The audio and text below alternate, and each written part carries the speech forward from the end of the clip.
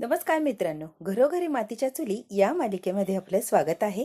दरबारी आता ऐश्वर्याला म्हणत असते, तू खरंच माझ्या बाजूने आहेस की नाही, की नाटक करतीये याची परीक्षा घ्यायला लागणार आहे मला. काय म्हणायचं तू कळतंय का? या आधीची तुमची हिस्ट्री बघता वाटेल ते झालं तरी तुम्ही एकत्र येताच, बरोबर? मग आता सुद्धा तुम्ही नाटक करत नाही ते कशावरनं?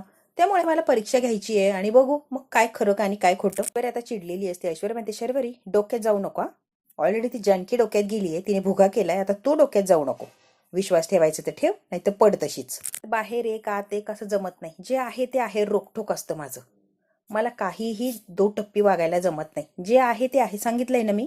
तुला स्पष्टपणे सांगते या, विश्वास ठेवायचा असेल तर ठेव, नाही तर असू दे, विषय सोडून दे. माझा बदला घ्यायला मी समर्थ आहे, तूच पाहिजे असं काही नाहीये, कळालं? सगळ्यात महत्वाचं, मला गरज नाहीये तुझी. चल थांब ग ऐश्वर्या, एवढी काय लगेच चिडतीये? तू नकोस ना ग. प्रॅक्टिकली जरा विचार कर, मला सांग, माझ्या जागेवर जर तू असती इतक्या सहज विश्वास ठेवला असता का? नाही ना? अरे आता हसायला लागलेली असते ऐश्वर्या, हसते. ऐश्वर्याला माहिती ही माझ्या जाळ्यात अडकायला लागलीये. सवालच नाही, मी काय विश्वास ठेवलाच नसता, तुझी परीक्षा घेतली असती. एक्झॅक्टली, मलाही तेच म्हणायचं. इतके सहजासहजी नाही विश्वास ठेवू शकत. तेच करणार आहे म्हणजे तू माझी परीक्षा घेणार आहे? हो. पैसे मी तुला आणून द्यायचे, ही परीक्षा द्यायची कमी? हो ऑब्विसली, मलाही खात्री पटेल की. कसं आहे ना, मला पण बघायचंय माझ्यासाठी तू हे सगळं करतेस की नाही करत. आता जानकी आणि अवंतिका असतात, त्या ऐश्वर्याबद्दलच बोलत असतात. बिचाऱ्या ऐश्वर्याला काय काय नाटकं करायला लागेल, काय काय करायला लागणार त्या शर्वरीला बाटलीत उतरवण्यासाठी, किंवा तिचं आणि माझं खरंच भांडण झालंय हे शर्वरीला दाखवून देण्यासाठी काय काय करायला लागणार आहे ऐश्वर्याला. ही झालं तरी ऐश्वर्याला त्या परीक्षेत पास व्हायलाच हवंय. त्याशिवाय आपल्याला काही सत्य कळणार नाहीये. इकडे आता ऐश्वर्या म्हणते, ठीक आहे ना, पैसे मी तुला आणून देते, पण कसं आहे ना, कट राहिलं, त्यातले अर्धे पैसे तू मला द्यायचे. ते म्हणते, शक्यच नाही, वेडी आहेस काय ग? अर्धे पैसे इम्पॉसिबल. काही नको म्हणू. ऑन शर्वरी, पैसे मी चोरणार आहे, आणि चोरणार म्हणल्यावर तेवढी रिक्स तर हवी आहे. रिक्स घेतेय म्हणल्यावर काहीतरी मोबदला नको. एवढी मोठी घेतीये म्हणल्यावर फायदा मोठा असायला हवा की नको? अर्थ नाही आहे त्याला.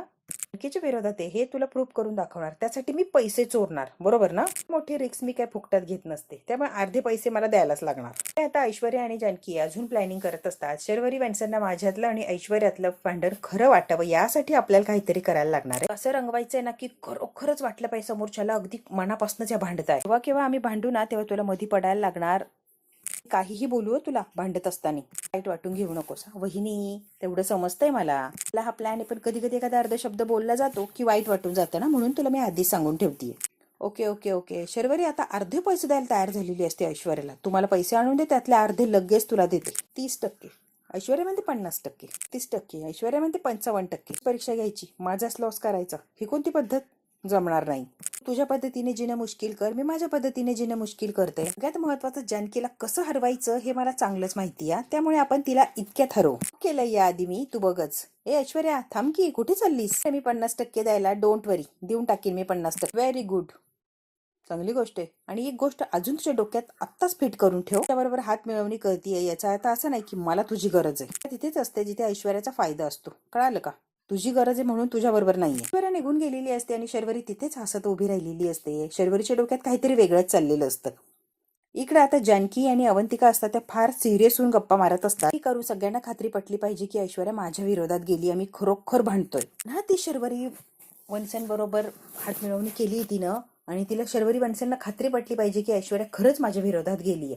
घरच्या लोकांना तर पटलीच पाहिजे, पण शर्वरीला सुद्धा कळायला पाहिजे की ती खरोखरच माझ्या विरोधात आहे. हा आपला प्लॅन आहे ना अवंतिका, ही कुणालाच कळतं कामा नये, आपल्या नवऱ्यांना सुद्धा नाही, त्यांच्यापासून सुद्धा चोरून ठेवायचंय. या फार जेन्युनली आपल्याला सगळं करायचंय.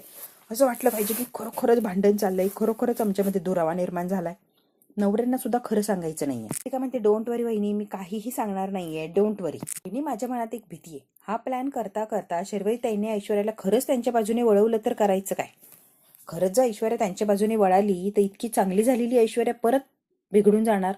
मग करायचं काय? आणि शर्वरी आहे तशी, तिच्या फायद्यासाठी ती काहीही करू शकते, कुठच्याही थराला जाऊ शकते, याचा अंदाज तर आपल्याला आलाच आहे. आणि खरंच जर तिने बोलण्याच्या याच्यात किंवा ड्रामा करून जर ऐश्वर्याला त्यांच्या बाजूने वळवलं तर करायचं काय? आता अवंतिकेला खूप मोठा प्रश्न पडलेला असतो. ऐश्वर्या तर आपल्या हातातून गेली तर करायचं काय? असं आहे ना बहिणी, आपण करायला जायचो एक आणि व्हायचं भलतंच. भीती वाटती हो. जे करतोय ते व्यवस्थित व्हावं, भलतंच काही घडू नये. ऐश्वर्या आपल्यातून जाऊ नये ना, मला एवढंच वाटतंय, बाकी काही नाही. अवंतिका, काळजी करू नको, तू रिलॅक्स राहा ना, नको एवढं ओव्हर थिंकिंग करू, काही होणार नाहीये, डोंट वरी. ऐश्वर्या बदललीये ग, आणि ती खरंच बदललीये, काहीच होणार नाही याचं खात्री. ती आपल्यासोबत दगा नाही म्हणजे नाही करणार. रिलॅक्स. हा विश्वासघात ती कधीच करू शकत नाहीये, त्यामुळे तू अजिबात टेन्शन घेऊ नको. काही होणार नाहीये, तसं सगळं छान आणि व्यवस्थितच होईल. आपण जसं ठरवलंय ना, जसं प्लॅन केलाय ना, तसंच होणार आहे. तो करू आणि तसंच उदे. आपल्याला पश्चातापाची वेळ येऊ नये. चांगलीच गोष्ट आहे ना वहिनी, माझ्यासाठी आणि तुमच्यासाठी आणि सगळ्यांच्यासाठीच. ऐश्वर्याने मेसेज केलाय, आत्ता भेटूया का. ऐश्वर्याने सांगितलेलं असतं की आत्ता भेटायचं का जानकी, तेव्हा जानकी परत तिला रिप्लाय देते, आत्ता नको, अजून उशिराने भेटू, आणि सगळे मेसेज वगैरे डिलीट मार. ऐश्वर्याने इकडे मेसेज वगैरे वाचलेले असतात. ऐश्वर्या म्हणते ठीक आहे. ऐश्वर्या आता रागात असते. सारंग आलेला असतो. ऐश्वर्या ऐश्वर्या ऐश्वर्या लगेच तनतन करत चाललेली असते. सारंग म्हणतो, ऐश्वर्या थांबा थांबा जरा, मला बोलायचंय तुमच्याशी आणि फार महत्वाचं बोलायचं. काय झालंय तुम्हाला, तुम्ही जरा बदलल्यासारखे वाटताय.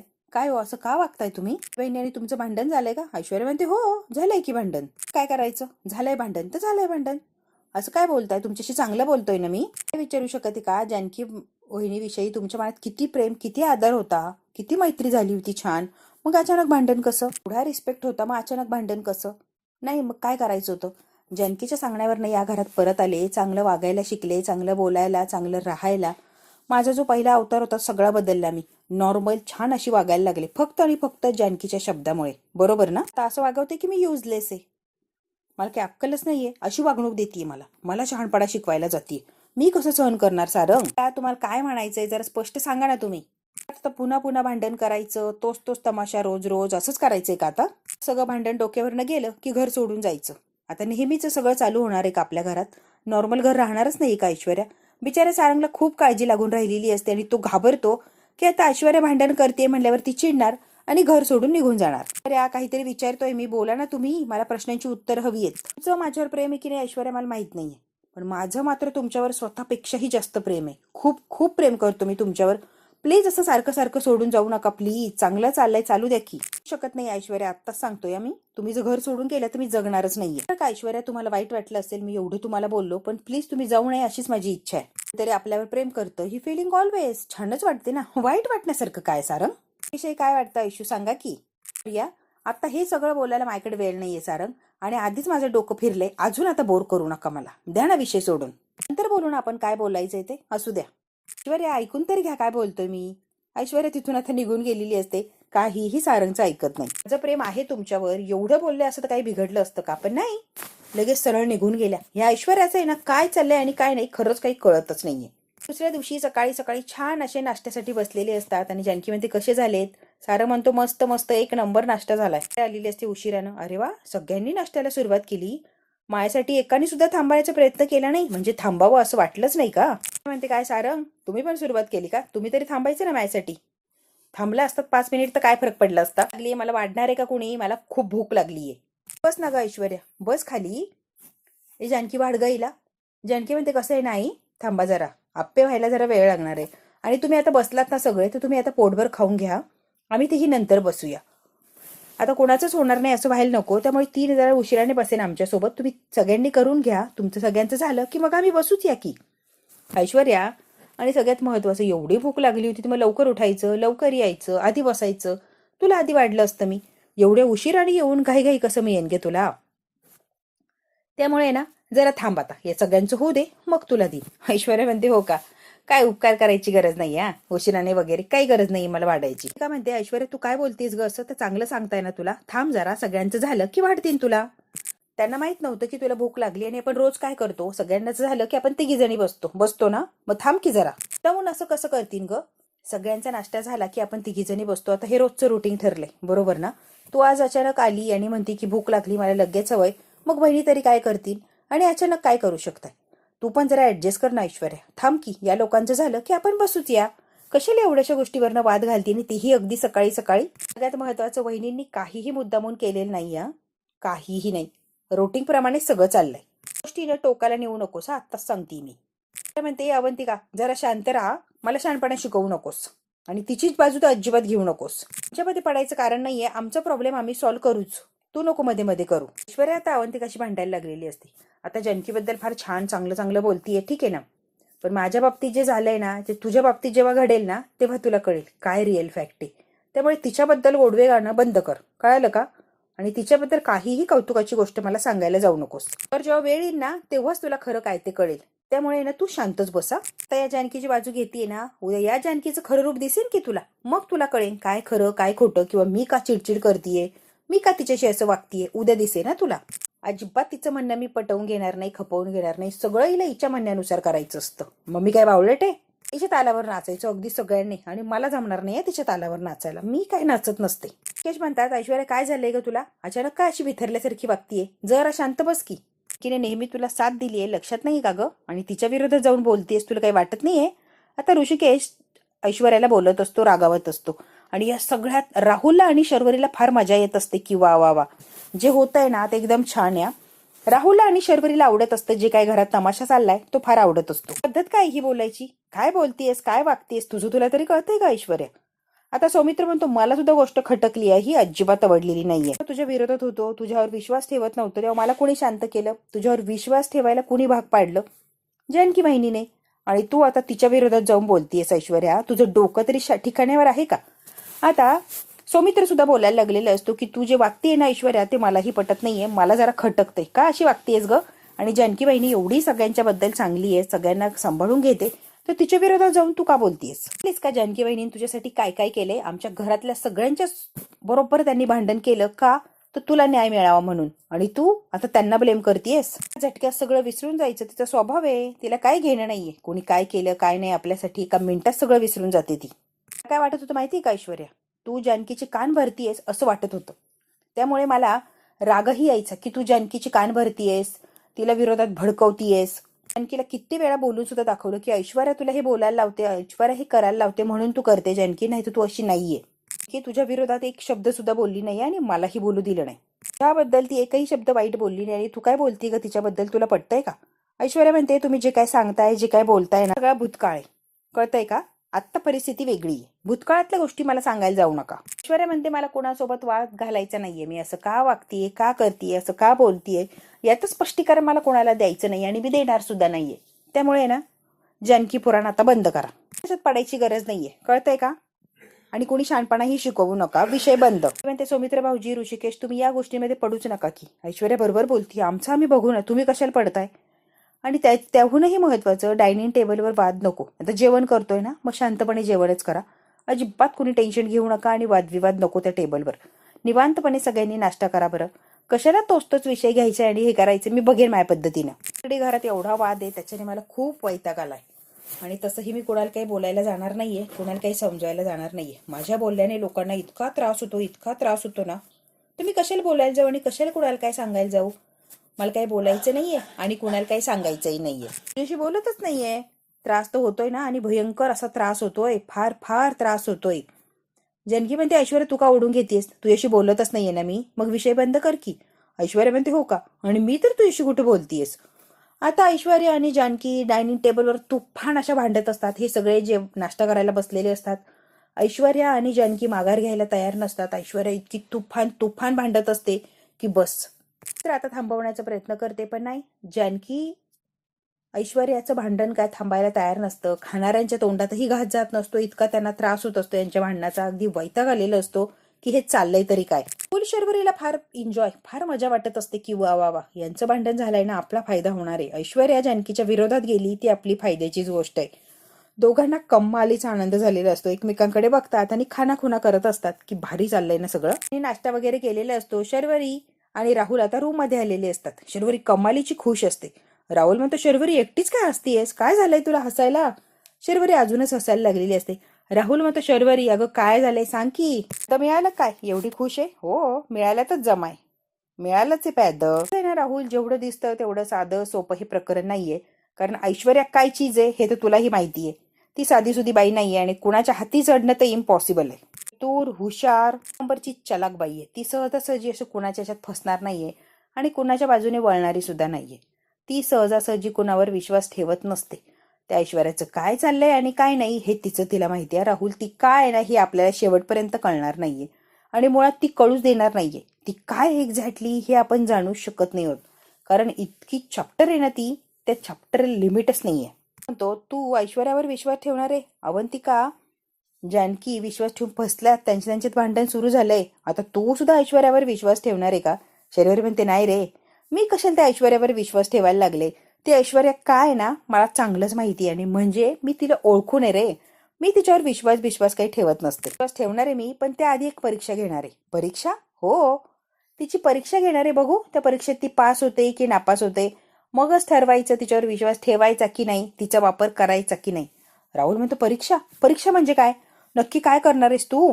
परीक्षा घेणार आहे तिच्या तीन तीन परीक्षेतून कोणत्या परीक्षेत ती पास होते ना ते बघू की आपण, आणि मग विश्वास ठेवायचा की नाही ते ठरवायचं. तोपर्यंत विश्वास काय ठेवायचा नाहीये तिच्यावर. त्यात पास झाली ना तर दुसरी परीक्षा घ्यायची, आणि दुसऱ्यात पास झाली की तिसरी. आणि हो राहुल, दोन्ही परीक्षेत पास झाली तर शेवटची तिसरी सुद्धा घ्यायची आहे, तरच त्या ऐश्वर्यावर विश्वास ठेवणार आहे. कारण ती ऐश्वर्या साधी सुधी बाई नाहीये रे. सहज विश्वास ठेवावा, ती सहज कोणाच्या तरी कामाला येईन अशी बाई नाहीये ती. महा चॅप्टर बाई आहे, त्यामुळे तिच्यावर विश्वास ठेवून मला स्वतःच्या पायावर धोंडा पाडून घ्यायचा नाहीये. आणि मी तिच्या जाळ्यात अगदी सहजासहजी अडकत नसते, कारण मी शर्वरी आहे. मी ऐश्वर्याच्या जाळ्यात अडकणार नाहीये. राहुल म्हणतो शर्वरी तू कमाल आहेस, कमाल. म्हणजे तुझी हुशारीची दाद द्यायला लागणार आहे. ऐश्वर्यासारख्या बाईला तू गुंडाळलंय आणि तुझ्या बाजूने वळवलंय, कमाल. तिन्ही परीक्षांमध्ये तिचं माझ्या पद्धतीने पास झाली तर तिच्यावर विश्वास ठेवीन मी. तोपर्यंत तिच्यावर विश्वास ठेवणं इम्पॉसिबल आहे, कारण ती ऐश्वर्या आहे. काहीही कसंही कुठेही वागू शकते, त्यामुळे तिच्यावर विश्वास ठेवणं इम्पॉसिबल आहे. तो वा वा वा. पहिली परीक्षा कोणती आहे रे. पहिली परीक्षा काय माहिती तुला. जानकी बहिणीने एवढी हुशारीनं एवढी अक्कल वापरून आपल्याकडनं पैसे माघारी घेतलेत ना, ते पैसे परत ऐश्वर्याला माघारी आणायला लावायचे आणि ते आपल्या ताब्यात ठेवायचे. एकदा का त्या ऐश्वर्याने पैसे आणले आणि आपल्याला दिले ना की मग काय, बस पैसे मला माघारी आणून देणार आहे आणि जानकीला तोंडावर पाडणार आहे. राहुल म्हणतो हो का, अरे वा. पण हे सगळं केल्यावर ऐश्वर्याला बदल्यात काय हवंय. आता लगेच शर्वरी हसायला लागलेली असते. राहुल काय रे, ऐश्वर्या मला पैसे आणून देणार म्हणल्यावर तिला बदल्यात काहीतरी पाहिजे, हे बरोबर ओळखलं रे तू. अगं मग ऐश्वर्या आहे ती, सहजासहजी फुकट कुणाचं काहीही करायला जाणार नाहीये, एवढं तर तिला ओळखतोस ना मी. अगदी बरोबर बोलला, तिला हवंय ना, खूप काही हवंय त्या पैशांच्या बदल्यात तिला. पैशातले 50% पैसे मागितले तिने माघारी, तरच विश्वास ठेवू शकते म्हणती, नाही तर मी काम करणार नाही म्हणजे नाही. तो काय 50%, पागल झाली की काय ती. 50% पैसे तिला देऊन टाकायचे, मग आपण काय करायचंय. अरे तू एवढी मोठी रक्कम तिला द्यायला तयार झालीयस, 50% पैसे तिला माघारी द्यायला तयार झालीयस तू. हो तयार झालीये मी पैसे द्यायला, कारण आहे राहुल त्याला तसं, म्हणूनच मी पैसे द्यायला होकार दिलाय ना. कसं आहे ना, ती जर जानकीच्या डायरेक्टली विरोधात जाणार असेल तर मला प्रॉब्लेमच नाहीये ना 50% द्यायला, काय हरकत आहे. एवढ्या मोठ्या पैशातून 50% तिला दिल्याने मला काय फरक पडणार आहे. देऊ दे की 50%. ती जर जानकीच्या विरोधात रिअल मध्ये जाणार असेल तर आपला फायदाच आहे ना. तिला जानकी बहिणीला मात देण्यात जेवढा वेळ जाईल ना तेवढ्या दोघींना देण्यात जाणार नाही ना, सोपं पडेल तिला मात देणं. इतक्याच सगळी कामं होऊन जाईल. दोघी लढलो आणि जानकी बहिणी एकटी असली तर ती लवकरात लवकर हार मानणार, बरोबर ना. कसं आहे ना, आम्ही दोघी मिळून तिला मात देतो म्हणजे जानकी बहिणी पटकन गळून पडेल, आणि एकाच दोघी कधीही बेटर ना. आम्ही दोघी एकत्र असल्यावर आमच्या विरोधात जानकी बहिणी जिंकेन, मला नाही वाटत, शक्यच नाहीये. राहुल म्हणतो कसं आहे ना शर्वरी, चुकीच्या माणसाला निवडले.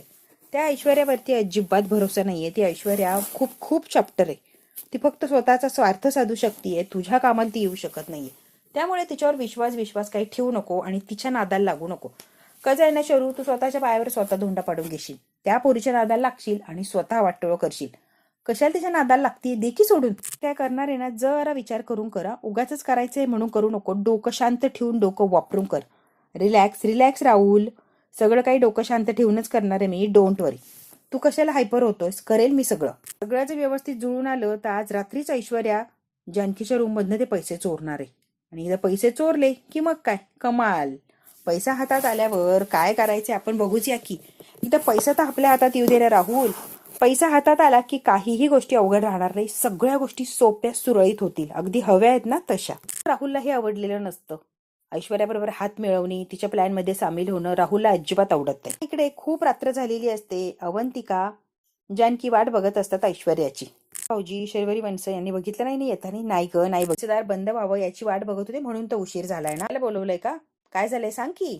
बोलणं झालं पण तिचा माझ्यावर विश्वास नाहीये. ती म्हणते विश्वास ठेवणं इम्पॉसिबल. माझी परीक्षा घ्यायची, तुझ्या रूम मधले जे पैसे आहेत ते मी चोरायचे आणि तिला आणून द्यायचे. ते मला असं वाटलंच होतं, असं करणार म्हणजे करणारच. ऐश्वर्या म्हणते मग काय करायचं, काय करायचं म्हणजे काय, हवे असतील तर ते पैसे आपल्याला द्यायला लागणार, नाही तर शर्वरी वंशांचा विश्वास कसा बसणार, बरोबर आहे की नाही. पैसे द्यायची गरज नाहीये म्हणजे काय. ऐश्वर्या नीट बोल ना ग, तू काय बोलती मला कळत नाहीये. काय सांगितलं माहिती का, मी ते पैसे कधी चोरेन, त्या पैशातले 50% पैसे जेव्हा ती मला देईल ना तेव्हाच मी पैसे चोरेल. आणि ती 50% पैसे द्यायला तयार झाली आहे ना, 50% तरी आपल्याकडे राहतील ना. आता जाऊ बाई, 50% म्हणजे चांगलाच गेम जिंकलाय तुम्ही. मी खूप स्मार्ट आहे. मला ओळखलं नाही पण मी फार स्मार्ट आहे. स्मार्ट नसती तर आम्ही काही करू शकलो नसतो. अगदी अगदी. पण ती का म्हणते, ऐश्वर्या जे काही करशील ते सावधगिरीने हुशारीने कर. शर्वरी फार फार डेंजर बाई आहे, इम्पॉसिबल बाई आहे ती. त्याही लेवलला जाऊ शकते, काहीही करू शकते. तिला कशानेच काही फरक पडणार नाहीये. त्यामुळे स्वतःची सुद्धा काळजी घे, कारण ती शर्वरी आहे, ती काहीही करू शकते. एक एक्झाम्पल आहेत आपल्याकडे. कान आणि डोळे उघडे ठेवू, कायम सतर्क राहा. काय झाकून विश्वास ठेवू नको. एक नंबरची ती भयानबाई. ते डोंट वरी गोष्टीचं टेन्शन आले अजून. ऐश्वर्या म्हणते, काय अवंतिका, प्रकरण काय झाले आठवतंय ना? तसंच काहीतरी करू शकते ती. प्रसंग आता सगळ्यांना आठवलेला असतो की मोबाईलच्या बाबतीत तिने कसं फसवलं. जायचो एक आणि काहीतरी वेगळंच व्हायचं आणि सगळं आपल्या चांगलं ठेवायचं. असंही होऊ शकते, कारण ती शर्वरी ती सांगणारी एक आणि करणार काहीतरी भलतंच. कळतंय का तुम्हाला मी काय सांगतेय? म्हणते अवंतिकाचं म्हणणं तर बरोबर आहे, पण कसं आहे ना अवंतिका, काही झालं तरी तिचा विश्वास मिळवणं फार महत्त्वाचं. म्हणते मी रिस्क घ्यायला तयार आहे, डोंट वरी, सगळं व्यवस्थित होईल. आपला प्लॅन सक्सेसफुल करून दाखवूच या, डोंट वरी. झोप, थोड्याच वेळात येईन आणि पैशांची बॅग मी तिथून घेऊन येईन. पैसे नशी ठेव, मला जरा सोपं जाईल. पैशांबद्दल मोठा असा कांगावा कर. जानकी म्हणते, डोंट वरी, आपल्याला हवं तसं ठरलं तसंच होणार आहे, डोंट वरी. रात्री सगळे झोपलेले असतात. ठरल्याप्रमाणे ते पैसे चोरायला कोणीतरी आलेलं असतं आणि ती पैशांची बॅग घेऊन जातं आणि जानकी हे बघत असते. तिला असं वाटतं की ही ऐश्वर्याच आहे. की जागीच असते. जी व्यक्ती असते पैसे चोरून ती बॅग घेऊन गेलेली असते. जानकी हसते आणि परत आता झोपी जाते. ती व्यक्ती निघून गेल्यावर ऐश्वर्या आलेली असते. ऐश्वर्या खूप ती बॅग शोधते. ऐश्वर्याला ती बॅग सापडतच नाही. ती बॅग ऑलरेडीच कोणीतरी चोरून नेलेली असते आणि ऐश्वर्या येते तेव्हा तिला ते पैसे मिळतच नाही. बॅग कशी नाही कपाटात? जानकी बॅग ठेवायला विसरली की काय? जानकीशी बोलायला जाते तोपर्यंत ऋषिकेश इकडून तिकडे खूस बदलून झोपलेला असतो. ती घाबरते आणि पटकन खाली लपते. त्याला जानकीबरोबर बोलायला चान्सेस मिळत नाही, कारण तिथून आता निघून गेलेली असते. ती तिथून निघून जाते आणि दुसऱ्या दिवशी सकाळी डायरेक्ट यांची भेट होते. खरं तर हा भाग तर इथेच संपलेला असतो. मित्रांनो, पुढच्या भागात काय होणार आहे आपण अगदी थोडक्यात बघायचं. ऐश्वर्या आणि जानकी आता चोरून भेटलेले असतात आणि ऐश्वर्या म्हणते की मी रात्री तुझ्या रूम मध्ये आले होते जानकी, तिथे पैशांची बॅग का नाही ठेवली? तू विसरलीस का पैशांची बॅग ठेवायला? पुढच्या भागात ऐश्वर्या तिला इतकी अंतकरणातून विचारते की आपलं ठरलं होतं पैशांची बॅग वर ठेवशील, मग ती बॅग मी चोरून आणेन, मग तू बॅग तिथे का नाही ठेवली? जानकी म्हणते, असं काय करते ऐश्वर्या, पैशांची बॅग मी ठरलं तिथेच ठेवली होती. हो, आणि तू घेऊन गेलीस की मी स्वतः बघितलं. तिथे ठेवली का नाही? अगं मी सांगते, बॅग ठेवली आणि तू घेऊन गेली, मी स्वतःच्या डोळ्याने बघितलं. ऐश्वर्या म्हणते, नाही, ती बॅग घ्यायला मी जेव्हा आले तिथे ती बॅग नव्हती. तुला उठवण्याचा प्रयत्न केला पण ऋषिकेश दादा उठायला लागले, मग तिथून मी पळून आले. आता ऐश्वर्या आणि जानकी दोघींनाही जबर असा धक्का बसलेला असतो की पैशांची बॅग कोणीतरी तिसरंच घेऊन गेलेलं असतं. या दोघींना असं वाटतं की ऐश्वर्याने नेली, पण खरं तर ती पैशांची बॅग ऐश्वर्याने नेलेलीच नसते. तिसरंच कुणीतरी याचा फायदा घेतं आणि ती पैशांची बॅग व्यवस्थित घेऊन पळून गेलेलं असतं. आता मात्र खरं तर ऐश्वर्या आणि जानकीच्या प्लॅनचा पचका झालेला असतो, पोपट झालेला असतो. एवढी मोठी रक्कम कोणीतरी अलगद उडवलेली असते आणि या दोघी आता फक्त भांडण करत बसलेले असतात, पस्तावा करत बसलेले असतात. आणि ऐश्वर्या म्हणतात, तू नाही नेलीये म्हणजे मग ही दुसरंच कोणीतरी नेलीये. ऐश्वर्या म्हणते, हो एक्झॅक्टली, मग ती तिसरी व्यक्ती कोण होती की ज्याने पैसे नेलेत? जेव्हा झोपलं होतं तेव्हा आपल्या रूम मध्ये कोणीतरी चोरी केली आणि ती पैशांची बॅग लंपास झालीये. ऋषिकेश म्हणतो, काय बोलते जानकी? जानकी म्हणते, हो ऋषिकेश, रूम मध्ये पैसे नाहीयेत. तर पुढे झाली नाही म्हणजे कोणीतरी ओळखीतला व्यक्ती आहे, बरोबर ना? आता डायरेक्ट पोलीस बोलवलेले असतात ऋषिकेशने. त्या घराची झडती घ्यायला लागणार आहे आम्हाला. काही करून आम्हाला प्रत्येकाच्या रूम चेक करायला लागणार. आता पोलीस प्रत्येकाच्या रूम जेव्हा चेक करतील तेव्हा ती पैशांची बॅग नेमकी कुणाच्या रूम मध्ये निघेल आणि पैशाची बॅग ज्याच्या रूम मध्ये सापडेल, मग काय होणार आणि कसे वाद होणार, नेमकी शंका कोणावर घ्यायची आणि मैत्री कुणाची करायची, हा प्रश्न अगदी सगळ्यांनाच पडेल. आता मैत्री कोण कुणाशी करतं आणि कोण कुणाची दुश्मनी करतं हे पैसे मिळाल्यावरच कळेल. मित्रांनो, हा भाग तर इथेच संपतोय. व्हिडिओला लाईक, शेअर, सबस्क्राईब नक्की करा. धन्यवाद मित्रांनो.